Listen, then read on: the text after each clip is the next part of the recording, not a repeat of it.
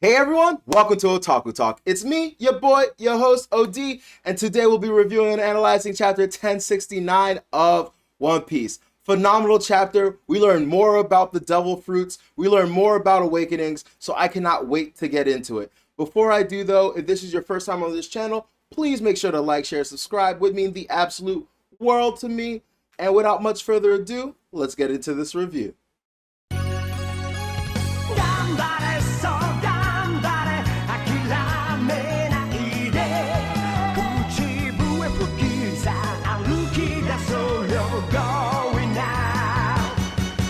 All right, everyone. Chapter 1069 of One Piece. All things come from desire. This was an amazing, amazing chapter. It's one of those chapters that I'm just so angry about how quickly it seemed to be over once I started to get into the groove of things. But anyway, before we get into that, let's talk about the cover story because you guys know I love all that. We see a ship. There's a little white pacifist flag, and it has Mads on it. And then we see the name. What is the name? Lou Field. And Lou Feld. And I remember there being a Dufeld. And so I don't know if this is just, a translation issue, a translation error, or this is some kind of, his son or whatever. But it seems like this dude has decided to, sponsor Mads and have them do, scientific experiments in the name of good. Now, that being said, I don't trust this dude because if this is, whether or not this is a translation issue or this is like someone in the family, we do know that this dude is not a good guy. So I refuse to believe he's a pacifist, and I refuse to believe that, he's just being altruistic and, philanthropic for the sake of, philanthropy's sake. You know what I'm saying? So I'm very, very curious to see, where this cover story leads. I honestly, when I first read this, I was a little bit confused. I was like, is this like the past? Is this how Mads was originally set up? Or is this happening right now? I kind of want to lead towards this is happening right now, simply because it's based upon the Germa 66 voyage storyline. So yeah, very, very curious to see, how this wraps into the story, ties into the story. And yeah, anyway, let's get into the actual chapter. So we start the chapter, and basically everyone is freaking out that Rob Lucci, aka CP0, is here. We have Chopper completely losing his mind. We see Jinbei looking like more shocked than like we've ever seen him. He's like sweating. He's like, he's composed, but he's very, very clearly like stressed out by the fact that, Rob Lucci is here, and that the fact that, he is actually after Vegapunk. Meanwhile, we got my boy Luffy doing what Luffy does, and he's just like, why are you here? To which Lucci replies, this is a government island. And then Luffy's like, oh yeah, we're the ones who's not supposed to be here. And honestly, I just love how seamlessly Oda can like tie in like just things like that. It's hilarious and it makes sense. I don't know why. Don't ask me why, but as I was reading this chapter, it just reminded me of like, not this chapter, but that moment in the chapter. Just reminded me of like someone coming home to find like their significant other cheating, and then like the dude they're cheating with being like, what are you doing here? And the dude be like, I fucking live here. Like that was kind of like the vibe I got from that. So that was, that was honestly hilarious to me, right? So it seems as though because of Luffy's Yonko status, he essentially has diplomatic immunity. Lucci is essentially forbidden from engaging with him, from attacking him, because engaging with a Yonko is tantamount to declaring war. And in order to be a Yonko, not only does your individual strength and I guess the strength of your crew factor in, but also like the fact that he has a fleet, and the detriment to the world government and the Marines. And so they don't want to start a fight with a force that massive willy-nilly, right? And so that seems to be the case here where hey, Rob Lucci, I know we came here on a mission, I know we have things to do, but Yonko's here, things have changed, we can't really do this. However, it's kind of a little too late. Like the damage has been done because Rob Lucci, previous to this chapter, messed up, screwed up Atlas. Atlas is down and out for the count. Don't think she's dead. Well, she's definitely not dead. Rob Lucci himself confirmed it. But the damage is done because now Luffy's involved. He's just involved now. Luffy orders Chopper to take care of Atlas, to which Chopper replies, of course Chopper is going to do his best to save Atlas, but Atlas is clearly what appears to be a robot, and he's a doctor. He deals in, I was gonna say humans, but not just humans, animals. So let's just say organics, and this is more of a mechanical issue. So he basically says, I'll do my best, but I really think this is, more up Frankie's alley, which makes a lot of sense. Honestly, we don't even need to leave it up to Frankie. We're literally on Egghead Island. As soon as we get up to the I forget where we're going, the dome, the labosphere, whatever. As soon as we get there, the rest of the satellites and the actual Vegapunk are there, so they should be able to repair Atlas. So, but I respect the decision that was made. Anyway, Lucci understands the ramifications of what he's done, but I think it's just kind of to the point where it's like the damage has been done. I have orders from the world nobles themselves, not just the world government, but the nobles themselves, probably more so the Gora side than the actual celestial dragons.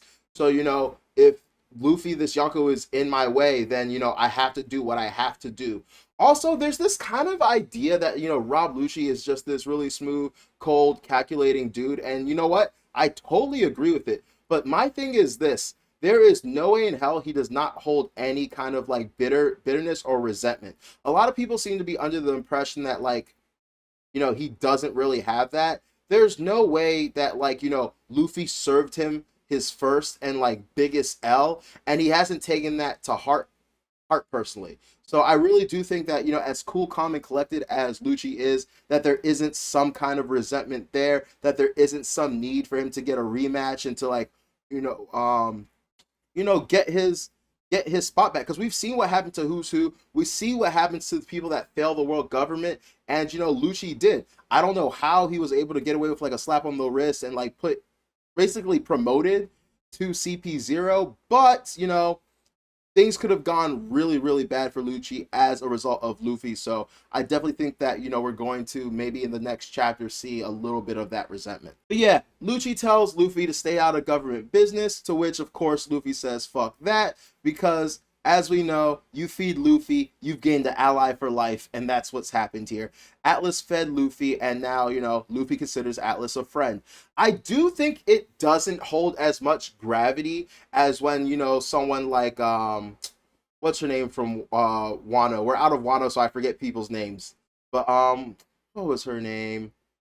I don't know, the girl with the dango fruits, Otama. I feel like when Otama did it, it held a lot more weight, simply because Otama lived in a land that didn't have a lot of food. She herself personally did not have a lot of food. So for her to give Luffy food not only was an act of kindness and feeding a stranger, but it was also like above and beyond the call of someone like that when she didn't have food of her own, but she gave what she did have to Luffy. So I thought that like that connection was a lot stronger. But hey, whatever, it's Luffy, whatever. The the semantics don't matter. All that matters is Atlas fed them and they're allies now, right?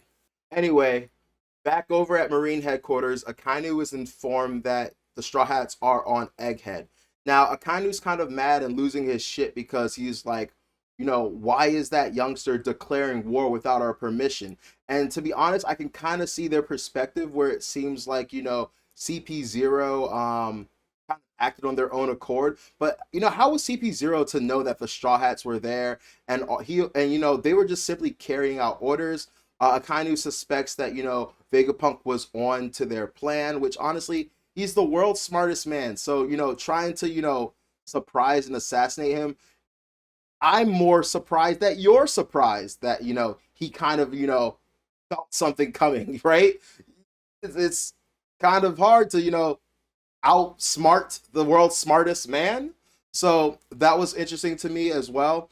Also, I do like what he brings up about the kind of fear he has that Vegapunk has struck some kind of deal with Luffy. It kind of gives credence to this whole like Machiavellian schemer thing that Stussy proposed, I think way earlier on. Honestly, I don't even remember the chapter, but I do know it's a big topic in the community that like Stussy doesn't realize that like Luffy is an actual idiot and thinks that like all his like plans are calculated just because they've like all seemingly worked out. So like I would love if this was just another thing on that plate of evidence that just showcases Luffy as being this like tactical genius, right? But I digress. That being said, I really do not see much in the way of, Vegapunk making and creating weapons and gadgets for the Straw Hats. Now, would I love to see it? Do I think it's possible? Absolutely. Do I think it will happen? No, because I would really love to see Vegapunk, beef up the climb attack, beef up Usopp's slingshot, upgrade Frankie. But like, there's a handful of problems with that. One, it takes away from the individual Straw Hats' abilities to do that. Like, getting those upgrades themselves would be so much more fulfilling. Also, like, I just don't think we're gonna have the time. I don't think he's gonna be like a real crewmate. I think we're gonna get him to where he needs to go if we do survive this. And when I say if we survive this, I don't mean the Straw Hats. Straw Hats obviously are surviving this, but I'm talking about like the likes of Vegapunk. Like, is Vegapunk gonna make it off Egghead alive, right? And so yeah, like I know a lot of people, me included, thought this was going to be like Frankie's arc. Like he was gonna learn an apprentice under Vegapunk. I didn't really think apprentice, but I thought like they would share information like off screen or something while the rest of the crew was doing something, and then Frankie would leave this island with a bunch of knowledge that he gained from Vegapunk and would use it to upgrade the Sunny, upgrade the like just that kind of thing. But honestly, I think this is just gonna be Wano is Zoro's arc all over again in terms of that ideology. So let's just try to temper our expectations and not not lean so much on that theory, right? Anyway, in the next panel we see two figures with like the I don't know, the cloud scarves, whatever you want to call them. And at first, as I'm reading this chapter, I'm extremely confused. I'm like, what's going on? Are one of those Luffy? Did Luffy clone himself? Why are one of the clouds black? And then it is immediately revealed later on in like the coming panels that like, oh snap, that is awakened form Lucci. And can I just say his awakened form looks chef's kiss amazing. It looks tough as hell. And I love the character design.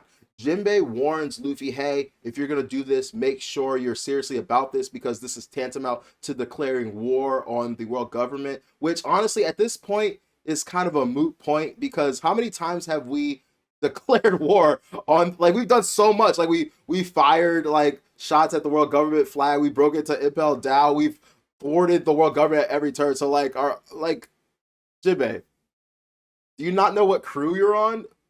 Like, we don't give two fucks about the world government. But I respect that Jinbei just had to say it. And Luffy is the type to, not consider certain things like how he pushed the celestial dragon.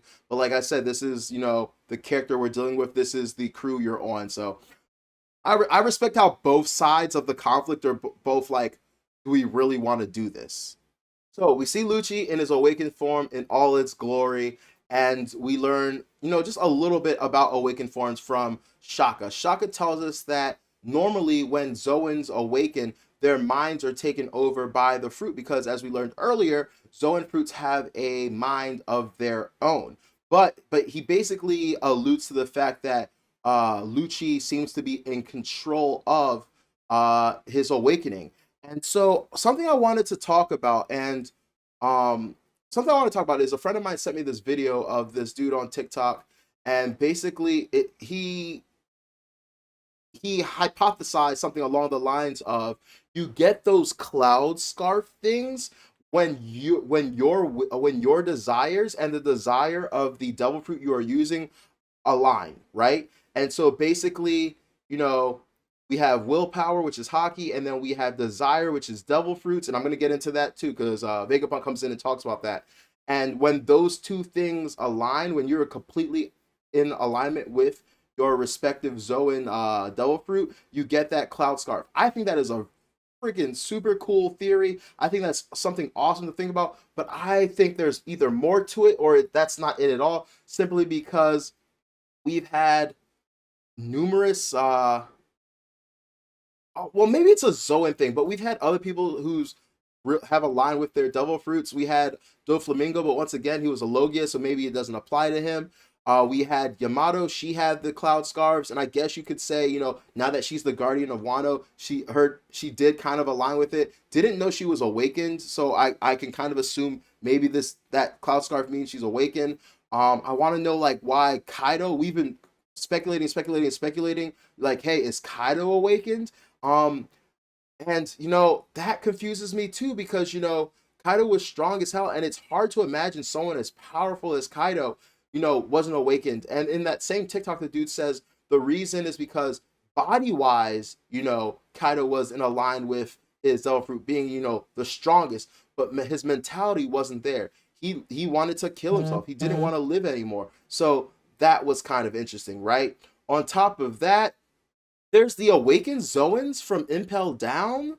So like I don't know, this is all super confusing. So I can't wait to get more into this for Oda to clarify. I'm really, really hoping he gives us more exposition and explanations into the Devil Fruits. I don't think he has any reason not to be. The pace has been great. He's been info dumping. So like honestly, this chapter was an incredible mix of both information and action. So I really, really loved it.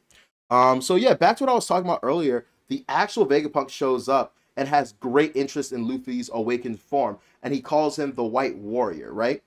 He informs us that there is no Gum Gum fruit and that Luffy resembles the Warrior of Liberation, the Sun God Nika. Now, of course, we as the reader, we knew that, but obviously the Straw Hats don't know that themselves. So this is the first time that they're kind of being, looped into the circle of information that we, the reader, have, right?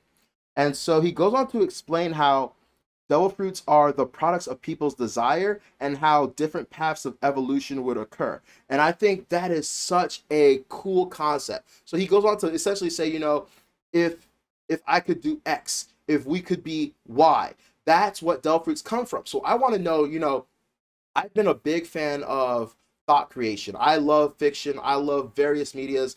And, something that's common in a lot of the fictional media that I watch and read is the fact that, gods are actually created from humans. They're created from our thoughts. The more you believe in something, the more likely you are to either create a god or, that's how a god gets their power. The more people that believe in a god, the more powerful that god is. So I like that One Piece is playing around with that, idea as well. Something else I like is the fact that well, not something else I like, but something else that I find that I'm very, very curious and interested in is, how exactly are these devil fruits created in the first place? I'm thinking we're gonna find more information on Elbaf.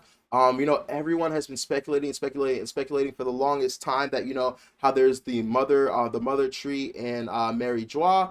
There's gonna be the father tree in Elbaf, Yggdrasil, one of the most famous mythological trees, the world tree, and either the devil fruits come from that tree or they come from the Mary Joie tree, something like that or the other. So I'm very curious as to how devil fruits come. Do you just think? Are they just birthed? Do you have to think a lot? Do you have to have a lot of people thinking? And I also like the fact that Vegapunk goes on to say, as long as people's desires remain, these devil fruits, these concepts will remain as well. So this explains a lot because I've talked about before how it's super weird how some of these devil fruits are more conceptual in nature than actual tangible things. Like, not the Door fruit, but there's been like, I, of course, while I'm doing this review, there's nothing I can think of, but you get my point. In the past, there's always been like these devil fruits that are just like, how is this a devil fruit? How is this a thing? But now it's starting to make a lot more sense. Oh, by the way, speaking of, like people with shawls, so like we have Luffy, we have Lucci, we had Yamato.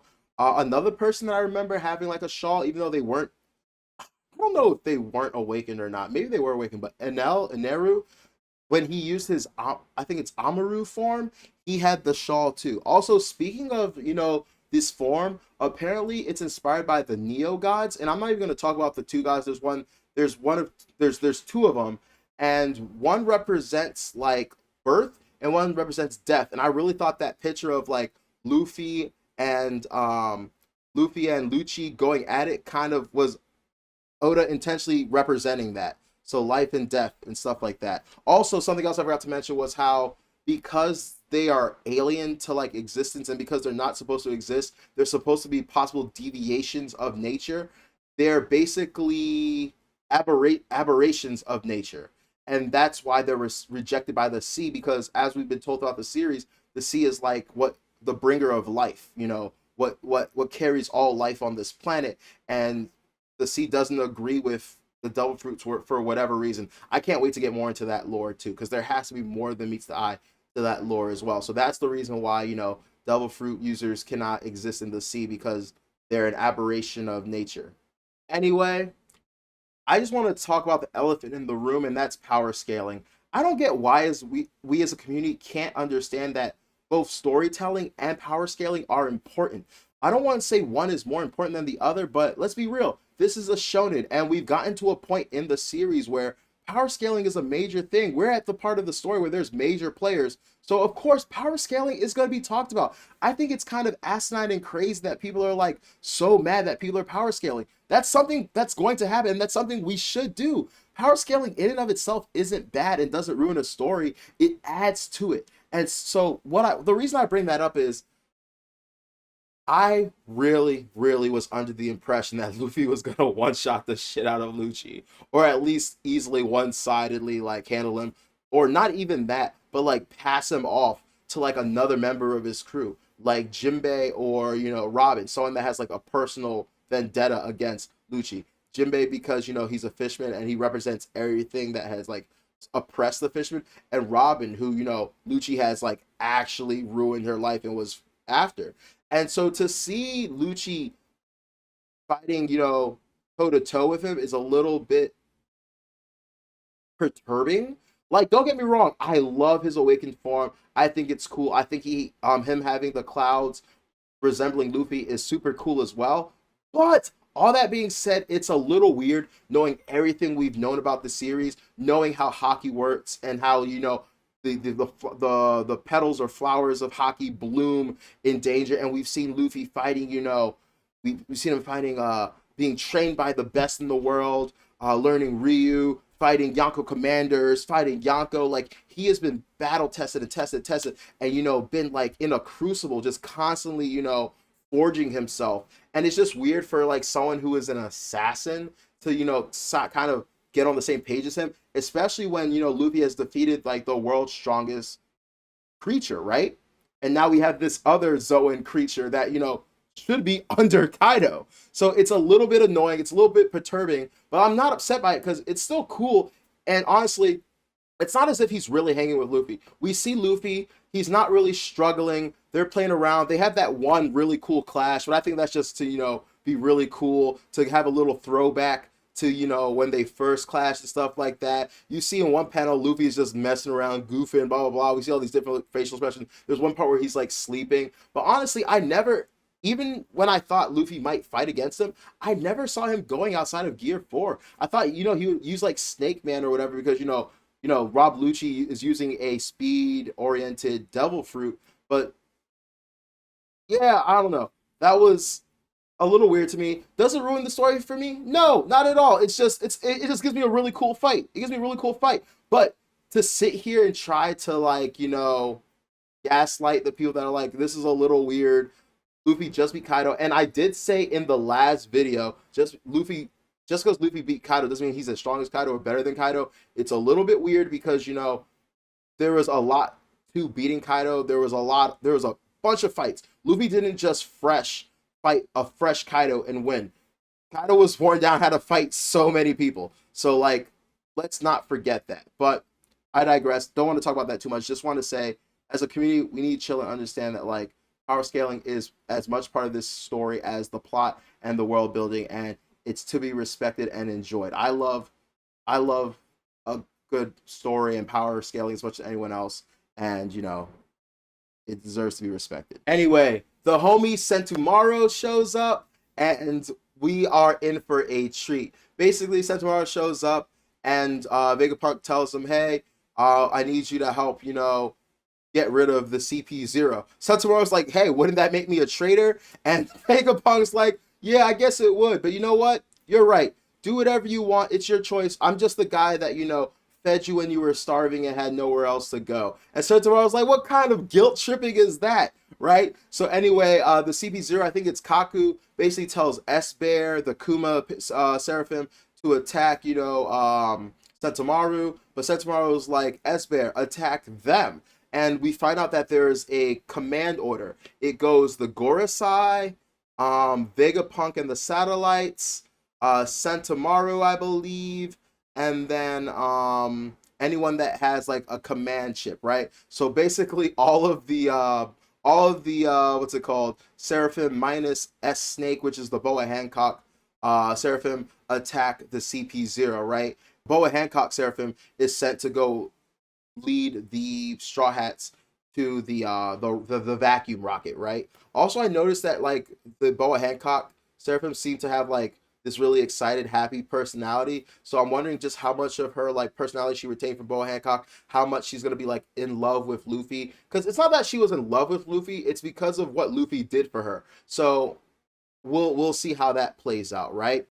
Okay, so something I noticed while I was editing that I didn't catch while I was reading was once again that thing I noticed that was on Jinbei's arm is on the rest of the Seraphim, right? So I thought it was just Jinbei, and I thought it was like some liquid, like because he's a fishman and he had the swim fruit. So I thought it had something to relate with that, but no, it looks like S Hawk, S Snake all have that too. I don't see any on S Bear, but I wouldn't be surprised if he did. But I am really curious what these are. I think I think in the anime we'll see that it's the green blood thing. But yeah, I'm very, very curious like why that is designed like that, if it's intentional or what's going on with that. Yeah, I'm noticing it. Now, true to his name, the craziest thing happens, and I honestly love this development. So we see Luffy before this happened. This is before this happened. We see Luffy hit Lucci with this amazing mole pistol, right? I don't know what kind of attack it was, but it looked really good. And so we get distracted by the Sentomaru thing. Now, while we're distracted by the Sentomaru thing, immediately what's it called? Lucci uses this attack. I'm trying to remember what the name of the attack was. Let me find it. Handgun. And just completely takes out Sentomaru and is literally absolute genius. Leopards are the most efficient hunters. Lucci is a cool, cruel, cunning like dude. And so for him to like in the midst of battle realize that the smartest thing in this moment is to take out Sentomaru, screw over that command order, immediately put the CP0 back on that command chain because Vegapunk and the rest of the satellites aren't here right now. They're above. So now these Seraphim that we thought were on our side are now going to be used against us. That is honestly phenomenal and just expert and quick thinking on Lucci's part. Also, something else that I wanted to talk about that a lot of people might not remember, I honestly didn't remember until like a week or so ago, was the fact that Sentomaru is like the nephew of Kizaru. And we find out while Akainu is like talking and finding out about the Straw Hats on Egghead, that Kizaru is on his way to this island now. So we have a lot of big players in hand. Like I said in my last review, I just didn't think the CP0 thing would just be so cut and dry, and it really isn't. We got Kuma coming, we got Kizaru coming. We finally might get an idea of how strong Kizaru is finally. And also, I'm wondering what's going to happen once he gets here because, this is his nephew. So is he going to be mad at Rob Lucci? Is he going to turn on Rob Lucci, aka turning against the world government? I doubt it, but like I want to know his reaction. Also, Sentomaru didn't even get the opportunity. Actually, he did.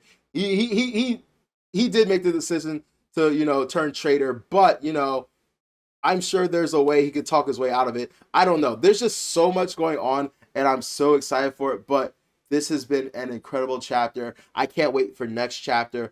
Oda is literally releasing hit after hit after hit, and I just gotta say this for like the umpteenth time in a row. It's an amazing time to be a One Piece fan. Anyway, thank you guys so much for tuning in. This has been Otaku Talk. I'm your boy OD. Please make sure to like, share, and subscribe. It would mean the world to me. And have a great weekend, guys. Take care. Peace.